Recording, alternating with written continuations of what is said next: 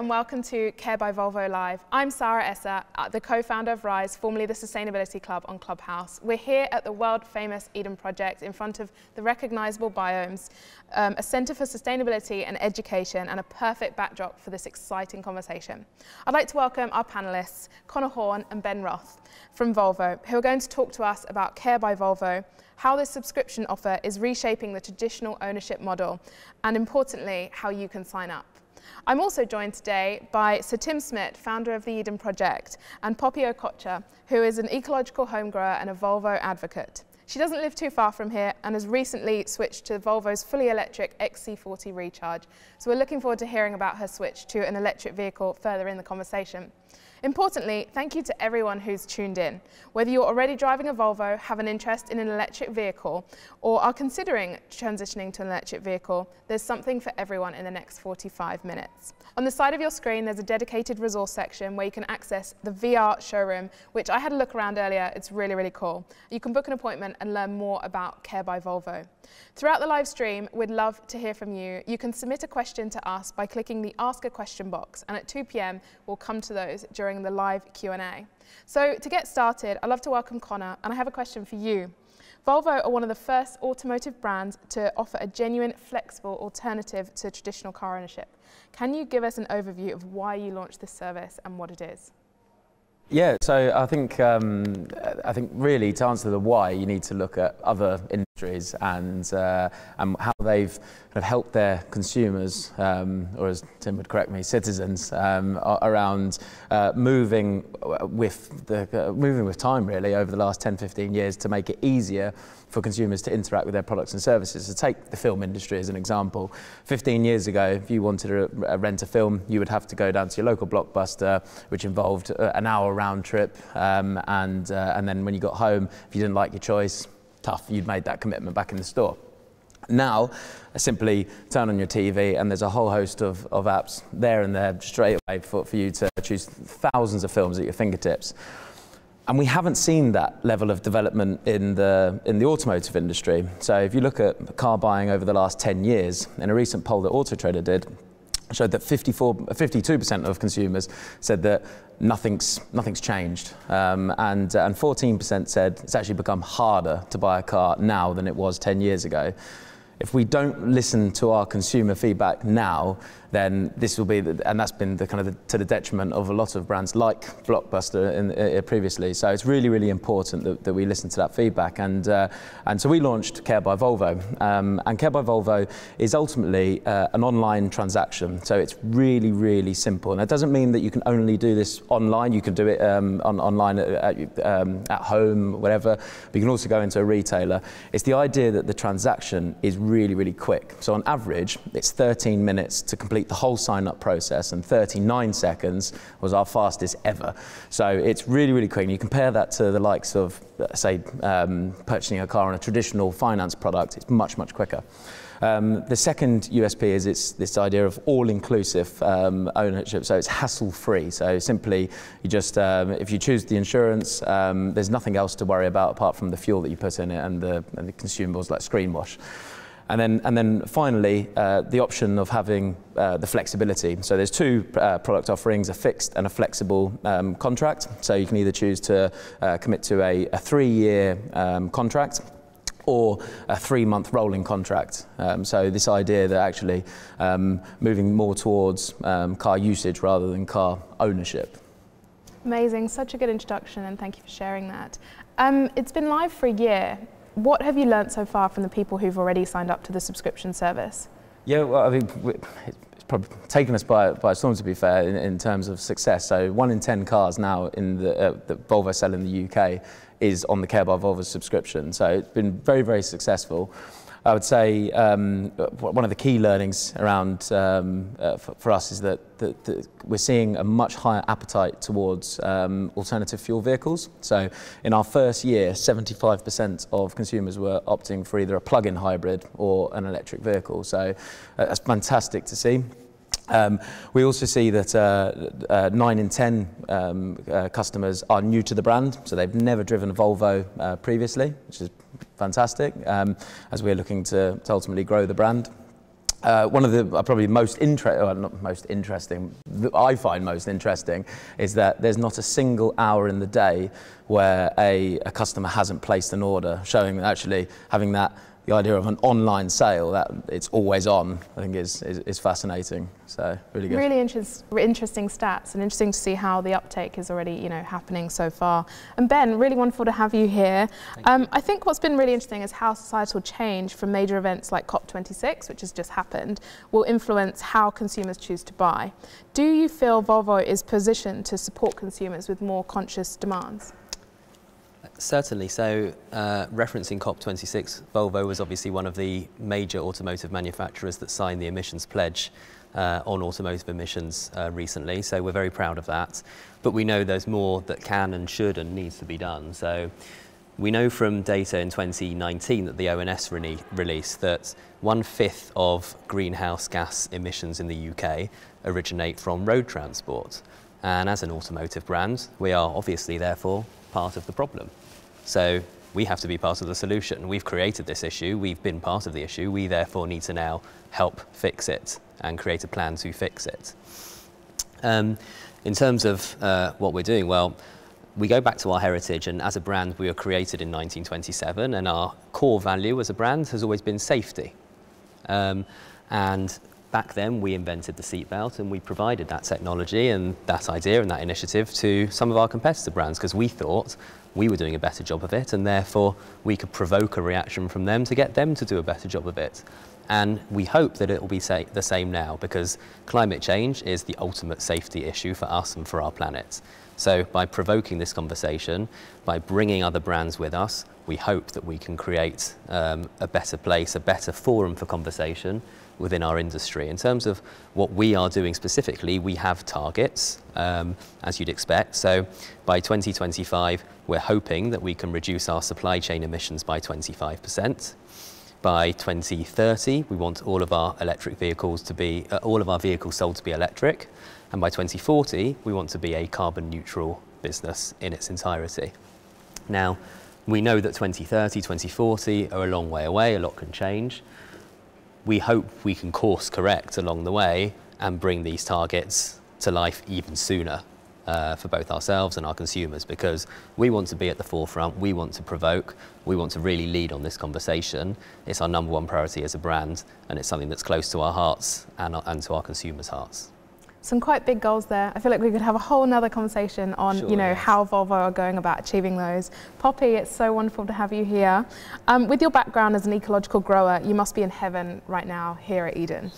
Why do you think it's so important for brands to play an active role in reducing their impact on the planet? And how do you think people and businesses can adopt a mindset similar to yours to positively affect choices we're having on the environment?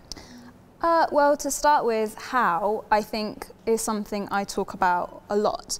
As somebody who's really interested in where our food comes from and how it's produced, I often talk about how engaging with that process, engaging with food and where it comes from as a really important kind of, and really effective way to understand that we are part of the living world and we're part of those cycles, we're part of nature. And so, yeah, when it comes to how we can adopt a different mindset and change the cultural narrative, I think engaging with the living world is really important. For me, that is through food. It can be so many other ways, but for me, it's just such a brilliant, visceral way of understanding where we fit into these cycles. And so, in terms of how consumers and brands need to shift, can you remind me of that part of the question? Yeah, so how do you think people and businesses can adopt a similar mindset to yours to positively affect the choices we have on the environment? And the first part was? How brands play an active role in reducing their impact on the planet. Okay. So I think once that kind of like understanding of our position within the natural world is kind of born, and you start to have a kind of narrative change in our personal lives and on a larger scale, we start to make decisions that are different, and we start having needs that are different to what we had before. So for me, understanding the impact of transportation on our climate personally has meant that I've wanted to switch to electrification. 4 years ago I went flight free, and it for me is kind of like a natural trajectory, along with things like public transport and cycling and walking more. Having an electric vehicle as someone in the countryside feels like a kind of natural no-brainer as part of fitting into that puzzle of trying to live on the earth in a way that is ethical. Amazing. And we're going to come back to you shortly to hear how you found, transitioning to an electric vehicle, especially living in the country. So I'm looking forward to hearing that. Just for anyone who is listening in, if you do have any questions at 2 p.m, we will be jumping to those, so you can pop them in the resources box just on the right. So Tim Smit, it's absolutely wonderful to have you here, and we are sat, I guess, in your second home, the amazing Eden Project, where you had the vision to create a destination to help connect people to nature and educate humans about our impact on the planet. In a few words, what was your inspiration? Very simple. Arthur Conan Doyle's Lost Worlds. I wanted to find the crater of a volcano that was completely derelict and create life in it and tell people that we can actually heal the world. And here you are.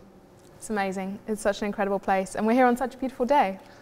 The Eden Project is all about educating the next generation. And as Conor and Ben mentioned before, consumer demands are changing. What role do you think education has to play in the future of cars and mobility? And why are new ownership models like Care by Volvo at the front of this innovation? Wow, I love these long questions. The truth is, education is important, but in the core of your question, you talk about consumers, and we've discussed off-screen the fact that I think there's a huge social move away from us seeing ourselves as consumers into being citizens. And we're all citizens, whether you're in a corporate life or whether you're in a different civic role. And I think one of the reasons, for example, why we work with Volvo is because it's a question of trust. In a world where so many people have let us down, you've got to hold on to those things that you trust. And if I was to trust one brand, it would be Volvo. Personally, I have always driven Volvos until recently, when I was banned from driving, but that's a different story. No, but joking apart, I think the education function is something we all talk about. We waffle on about educating people. There's a crisis on. Do we not realize it? We think, let's have a little bit of a climate change to it. We're all climate change deniers, because if we really believed what we say, we would not be behaving in this relaxed way. And that's why it was a really intelligent conversation before we went on screen about, for example, how an automotive company can adapt really, really, really quickly. And I hope that we come on to that, because there are so many examples of big tech companies that were so arrogant that they thought they ruled the world, and they didn't realize they were only referencing themselves. Look at Nokia, and then they go down the tubes. So we'll explore that later, I hope. Yeah, I would love to hear a little bit more about the why. So why it's important for you to, work with people like Volvo, partners like Volvo, who are trying to change and be at the focus of the solutions to climate change? One of the things you realize when you become an old fart like me is that one of the greatest problems in society are people like me. That this whole notion of being really fiercely competitive in the marketplace, testosterone laden, all the rest of it, and most of the solutions that we need are there to be found through collaboration, not through competition.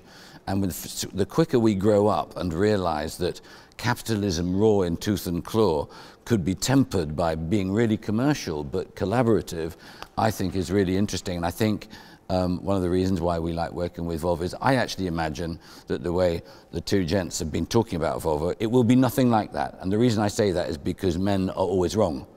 They're always wrong. We always misguess. We didn't see the CD, we didn't see the DVD, we didn't see the computer in the home, we didn't see the smartphone, did we? None of us did. It's like the bankers, they never saw 2008 coming. So I believe, you heard it here first, that within 15 years, Volvo won't have a normal supply chain. They will be making Volvos at decentralized spots with 3D printing, using materials that are, as we speak, being invented. It's a completely decentralized model. And we must stop the environment movement, of which I am one, talking about driving as if somehow it's a sort of private sin. It is a joy, it is a bliss to be able to get into a motor vehicle and see your fantastic country and go and see your friends and do all this stuff. It just isn't bliss squashing lots of creatures under your wheels and poisoning the air. And we've got to separate those things out. So if I was dreaming, what our friends at Volvo will be doing, and I hope their competitors will also be doing, is opening up the enjoyment of the planet we're on by actually, in those marvelous little boxes that we're going to be getting in, just imagine those computers are trying to, let's say we're going to your county, Devon, right? Let's say we're going to Devon, that we ask everybody in Devon, where are the most beautiful places in Devon? Not visitor destinations. If you wanted to propose marriage, where would you go? You wanted a romantic walk, where would you go? If you wanted a picnic, where would you go? I foresee a future that you'd get on a train to go and pick up your Volvo at the station, and it will take you on a magical mystery tour. We shouldn't feel guilty about it. We should love motoring and hate the treason of poisoning the sky. I love the theme of collaboration, and talking of magical mystery tours, Poppy's recently been on a bit of a road trip around the UK in her brand new Volvo XC40 Recharge. As a brand advocate for Volvo, it'd be great to understand how you've got on with living with an electric car, and also living in the country, how you've accessed charging points. So my home is set off the road. I don't have an at-home charging station, so I'm always charging at shops, etc. And that experience has actually been really fine. I think that it's one of those things where as we start to shift the way we live, so often the changes feel like a big deal and quite scary or disruptive or whatever, when in reality that having to charge my car for an hour and a half is a small price to pay to be able to drive a vehicle that is not polluting the atmosphere. And I think that so many of the kind of ways that we are adapting our lives sometimes seem like scary or dramatic, and in reality they're fine. And actually I found that the charging time becomes quite a pleasurable time, because you're charging the car, you get this kind of hour and a half sort of chunk of time where that you can do what you want with, because you're kind of doing something already, so it's free time. And I've sort of have started referring to the charging time for the car as charging time for myself as well, which has been really nice. On the road trip, we'd bring board games and stuff like that. And I'm actually really curious to see how the kind of way that we drive adjusts in the future as more and more people are looking to charge their car and maybe have got an hour and a half pit stop that they need to make on a long journey, and how potentially hubs will develop along routes where people can connect and exchange ideas, and almost it becomes like when you're traveling and you connect with other people and you learn things and exchange ideas, etc. So I feel like that charging thing, which is a problem, could become an incredible kind of social exchange place. But yeah, I mean, I'm not really a car person, honestly, but driving this electric car has been a pleasure. I think it's just such a different experience to driving a non-electric. It goes really fast, which no matter whether you like cars or not, is always thrilling. And yeah, I mean, it's been great. Yeah, and someone who else is also not really a car person, Ben, it'd be great to hear your experiences, given you also work for a car brand. Yeah, so interestingly, like you say, historically I haven't been a car person. It's not my background, it hasn't been a hobby or a passion of mine, but Volvo as a brand and the values that underpin the brand attracted me to work for them as an organisation. So I have also been driving an electric vehicle for the last 6 months or so, and had similar experiences to Poppy. And one of the interesting pieces I've identified as well in terms of my style, my approach, is that actually my approach to safety has become a bit more acute than it had been previously, because it is such a quiet vehicle, and because pedestrians don't necessarily identify the senses with an electric car as they would with a traditional noisier car. They're not necessarily prepared for when you approach. So consciously, you tend to drive in a safer way, which ironically is one of the key values that, as I mentioned before, that Volvo is twinned with. So in that regard, I tend to find myself driving more safely than in a previous combustion engine vehicle. And what safety features are you incorporating into these vehicles now that they are becoming much quieter? Yeah, so when reversing, you have kind of cameras all around and sensors all around that can sense when a car is coming or a pedestrian is coming behind you or even close to you. So when I'm reversing out of my driveway, if a car's coming up the road, even if it's nowhere near, the car will stop. A noise will sound within the car, and it'll show you on the camera why it stopped and that a vehicle or a pedestrian is approaching. So it gives you that warning, that signal to be more alert. And also when reversing, like I mentioned, they are silent, but there is, when reversing, a slight beeping noise that pedestrians can hear. So it alerts them again to the fact that there is a vehicle approaching in front of them. Does it have a sort of Swedish accent?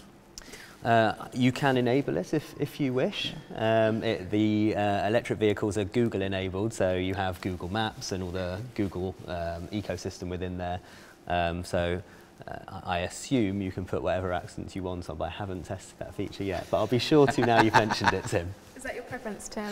And I like the Swedish English accent. It always makes me smile. I think I find it quite relaxing having maybe your voice talking to me as I'm cruising. I don't want you to fall asleep.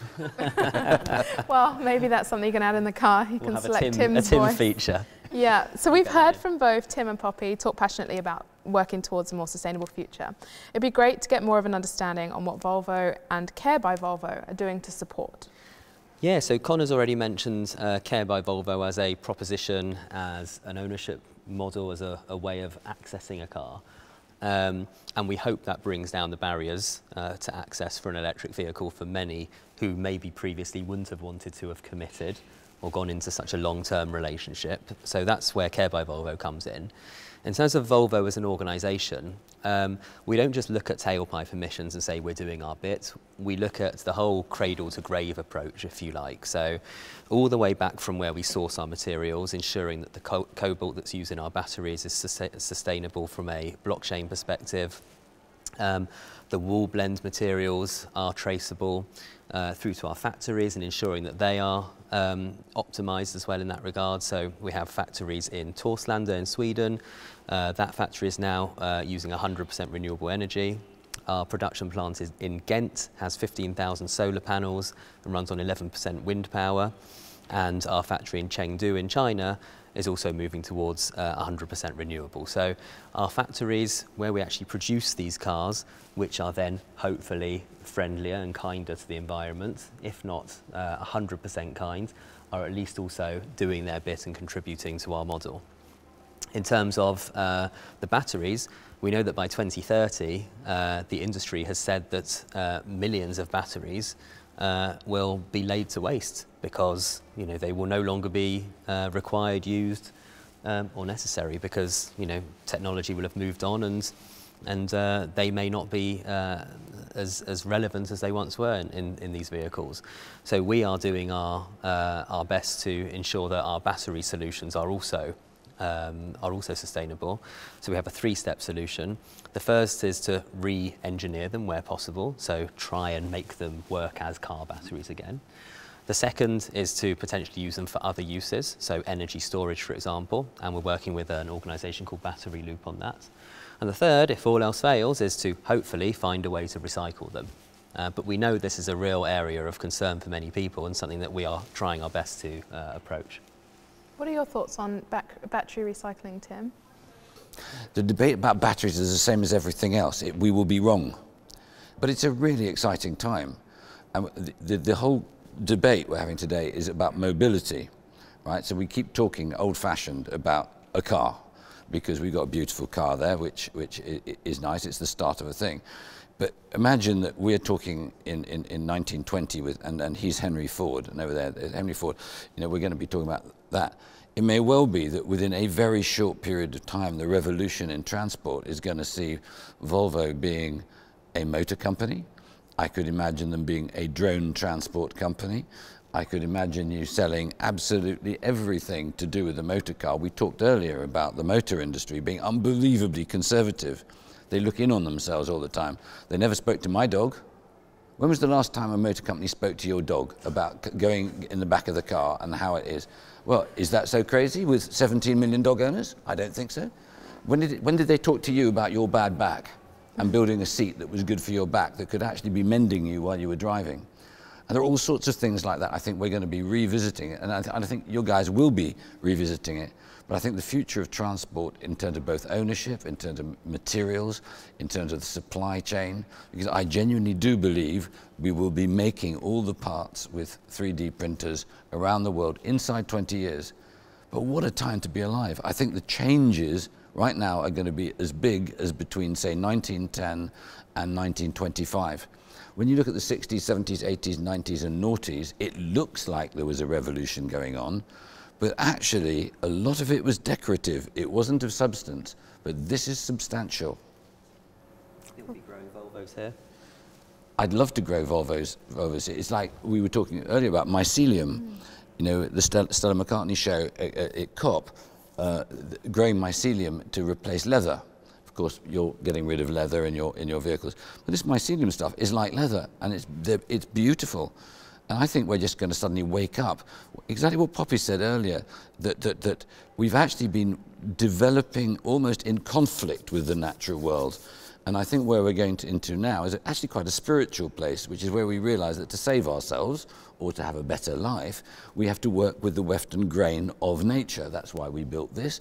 But actually, I think almost all of us feel it in our bones that we've been fighting against nature, and we've actually got to, like judo, you know, take the heavy person over your shoulder, and because you've used the energy that's actually all around you in a really constructive way. Very exciting time to be alive. It's very fascinating how, you know, the different innovations that people are coming up with based out of nature. Sorry, Poppy, you were... Oh, I was just going to say that I think that sort of process of us reintegrating with the living world is not necessarily going to be a fast one, and that sometimes, you know, like you were saying with the lithium batteries, like we don't get it perfect straight away, and that's okay, because it has to be a trajectory, and it has to be about accepting that we're taking small steps into realigning ourselves within these systems. And I think that there has to be some grace given to ourselves as humans. We're just like animals muddling along here. And that, you know, as you said, it's a really exciting time, but we're learning all of the time, and we've not got it perfect yet, and we probably never will, and that should be okay. Such an well, important I think point. that's really interesting what you say. Okay, we were talking about capitalism earlier, the competition between essentially male-inspired things to compete, right? It's competition that's damaging progress, because we always think that the solution is market-led. Everybody says the market will provide. It will do. The market doesn't. The market only provides the thing that is just a bit better than what went before. Why is it that Philips, for example, had a light bulb that could work for 20,000 hours, right? We went on buying light bulbs that worked for 2,000 hours. They couldn't afford to put this out because there was no business model for actually, how do we sell them? We would put ourselves out of business. I think that is why it is really important that we look at business structures to allow people like your Volvos, Audis, all the cool companies to come together in a whole range of areas to do exactly what Poppy fears, which is how do we actually go straight to best rather than incrementally better? Because believe me, we can get to best pretty quickly if we break some of the rules of business and allow collaboration. But then you have to redefine, well, you have to have a clear definition of what best is, because it'll be different for different people.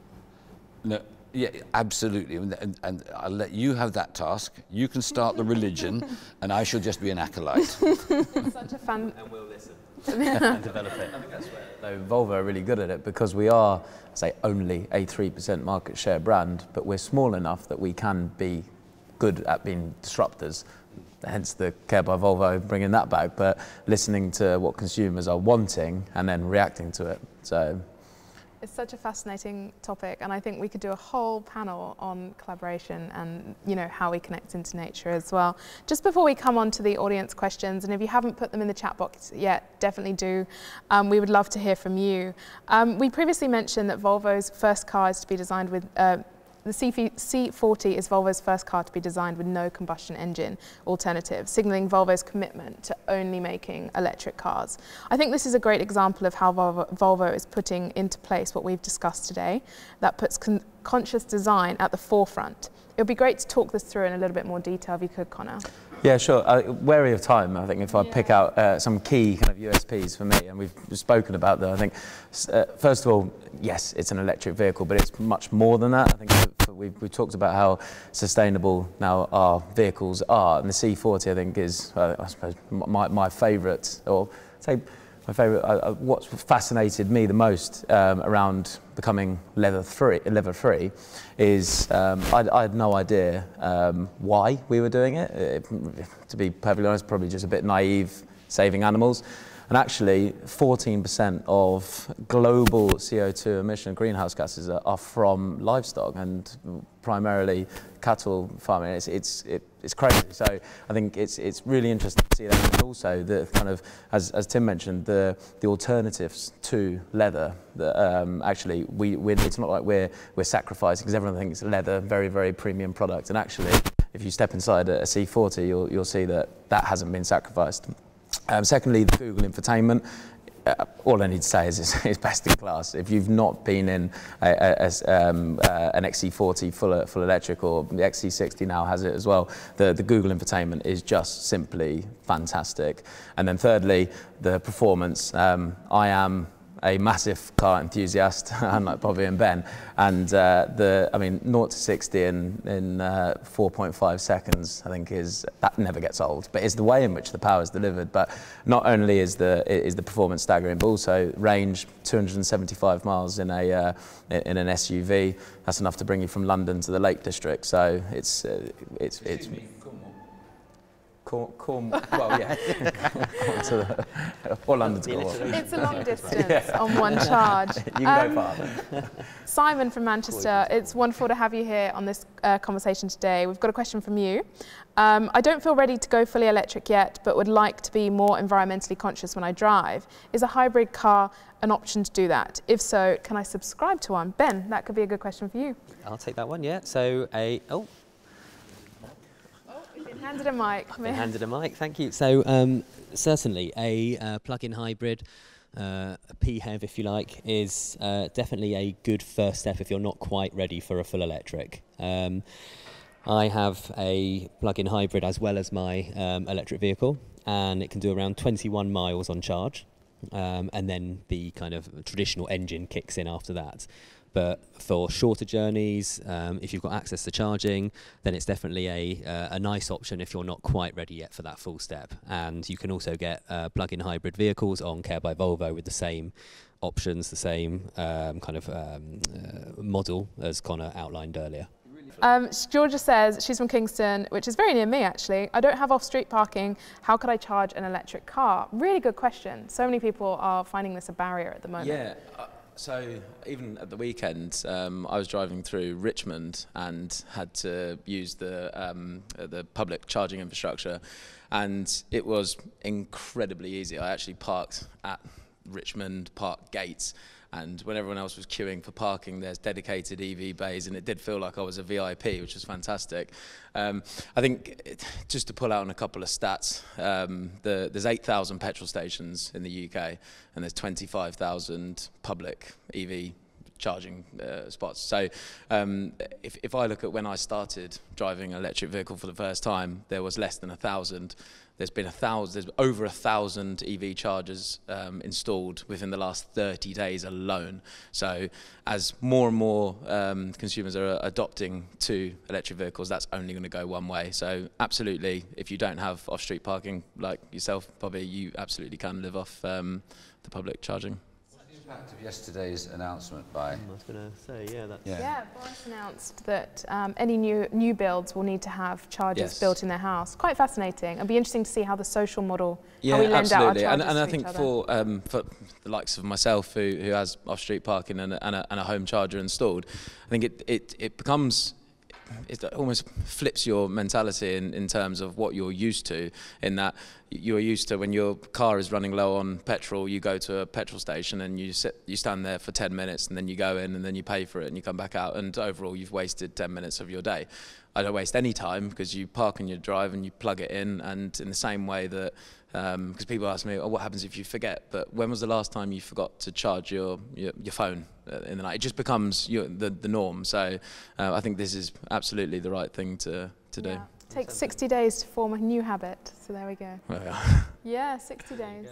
It won't take 60 days if you wake up in the morning and your car doesn't have charge. Tim, just in reference to that, in terms of the announcement yesterday from Boris Johnson on the new build, the need to have charging built in, I think the number they've been using is 145,000 additional chargers available therefore by 2030.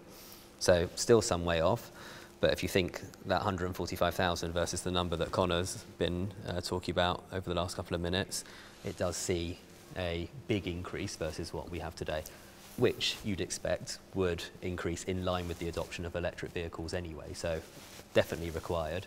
And I think the UK definitely has a long way to go versus some of our European neighbours in terms of public charging infrastructure. So a welcome announcement, but still I think further to go on that front. Can these cars drive themselves if you want them to? Or will they be able to? Or? Mine assists it seems. Every now and then I get a twitch and I'm like, oh, what was that? So you can have lane assist whereby the car will keep within its lane and keep up with the car in front of you. The technology has been developed and it's been trialled in cities. So, for instance, in Gothenburg in Sweden, they are trialling it where the cars are running completely, entirely autonomously. I think the largest restrictor we have here in the UK is around government legislation, and I think that's probably one of the largest blockers that needs to overcome is I suppose the legal battle as well, as to if the car had an accident, who is at fault. Seen how rubbish we are at driving. Just losing a few people, you know, through the technology not working is minor compared to the amount of people we seem to run over without help. There's a mentality shift, isn't it, as well? Yeah. Poppy, we've got a question for you from Faye from East Sussex, and she wants to know about how you choose who you partner with, and you know why you chose Volvo and why it's important to choose brands that support your personal values. That could be such a long answer. I'll try and give a concise one, which is that personally, as a responsible citizen on the earth, as a human, I feel like the right thing to do is to ensure that people around me, other living things around me, are having just as good a time as I am. And so part of that is that as a human, I need things. And so I try to source those things from places that to me feel like the most ethical place possible. That's kind of in a nutshell. And I have quite a large social media platform, and so I feel like it's my responsibility to kind of like let that ripple out a bit, because ultimately if we have kind of more positive exchanges of our needs, then that's only a good thing. But I'd also like to loop back to the thing about charging at home, because I don't also have a home charger. I think that something that's quite nice is that you start to build connections with your local community, in that my neighbour offered that we could charge our car at their place because they do have on-street parking. So I think that getting creative with these kind of climate change solutions and connecting with our local communities can be a big part of overcoming these issues as we wait for kind of infrastructure to catch up. Yeah, that's a really lovely thing, and hopefully, you know, as the new builds open up, people will have ways of just being able to tap into each other's charging points. So we've only got a few minutes left, and we've still got lots of questions, so I'm going to make this a bit of a quick fire round, I guess. We've got Tanashi from Milton Keynes has said, when is the C40 for sale in the UK, and will it be available through Care by Volvo? Ben, I think that one's for you. Yep, so C40 is already available to order now via Care by Volvo for future delivery. So if you go on our website now, you'll be able to read about it, research it, order it. If you click on the right-hand side, I believe, you'll be able to find out more about it now for those watching. When is the future? The future is 2 minutes' time, I suppose. I mean, any time in the future is the future. future. Right now. No, what I mean is, when is the car available? That wasn't an existential question. Had anyone else on the panel asked it, I would have thought it was a factual question, but from Tim, I thought it was existential. The car's available to order now. I believe our lead time is currently 4 to 6 months. The car, you can have a VIP virtual showroom tour again if you click on the right-hand side as well. And then from February, you'll be able to go and see it and test drive it at our retailers as well. So an exciting start to 2022 to come for us on the C40 front. It's a beautiful car. And it's a reminder, the XC40 full electric is obviously still is available today to order as well, and is also at the retailers today for test drive. What's the difference? Is the design. So it's a similar C40 drive. is a coupe. Feels similar to drive in terms of everything that's been described today by Poppy and by us in terms of what it feels like, the experience, the sensations. Pretty similar. As Conor says, it's the design and depends on your personal preference. So it's just a taste thing, it's nothing to do with performance at all? That's okay. Probably accurate. Tim, and Sorry? see, we have to get you in one. No, I just wanted to make sure that if I bought one today, that I don't find that in 6 months' time I'm going to suffer from, you know, envy. Well, the beauty of EVs as well, and this will be the future, is that a lot of the technology comes in the software, and a lot of that update to the software comes over the air. So, in actual fact, cars traditionally have become, you know, more obsolete over time.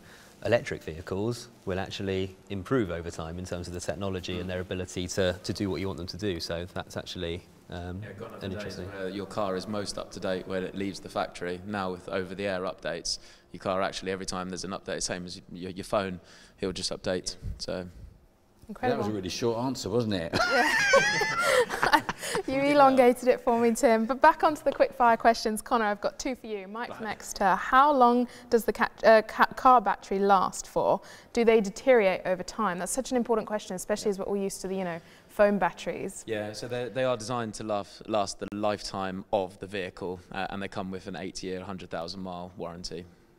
Amazing, love that. Really quick fire. And one more, what is included in the subscription service? To keep this as a quick fire answer, I think it's easier to say what's not included. So if you opt for insurance, which is available, then it is simply the only things that aren't included are the fuel or electricity that you put in the car, and consumables like screen wash. Amazing. And it's ULEZ compliant, given that area has just expanded and it's quite big now. Yes. One for you, Tim. We're going to try quick fire. What are your hopes for the future of mobility?